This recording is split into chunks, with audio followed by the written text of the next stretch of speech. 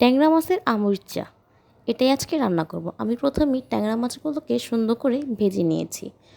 তারপর আমি এখানে যে কোনো টকই দেওয়া যায়, তবে আমি দিয়েছি আমড়াগুলোকে সুন্দর করে পানিতে দিয়ে ধুয়ে দিব, তারপর খোসা ফালিয়ে তারপর ভালো করে কেটে নেব।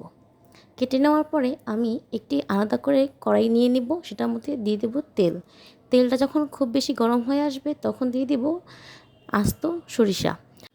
তারপরে সরিষাটা যখন দেখব ভাজা হয়ে গেছে তখন দিয়ে দিব আধা কাপ পরিমাণ পেঁয়াজ কুচি। পেঁয়াজ কুচিটা দেওয়ার পরে পেঁয়াজটা যখন একটুখানি নরম হয়ে আসবে তখন দিয়ে দিব 1 চা চামচ হলুদের গুঁড়া, 1 চা চামচ লবণ এবং 1 চা চামচ মরিচের গুঁড়া, আর দিয়ে দিব আধা চামচ জিরা গুঁড়া। এরপরে সবগুলো মশলা আমি হালকা ভেজে নেব যাতে করে কাঁচা গন্ধ না আসে।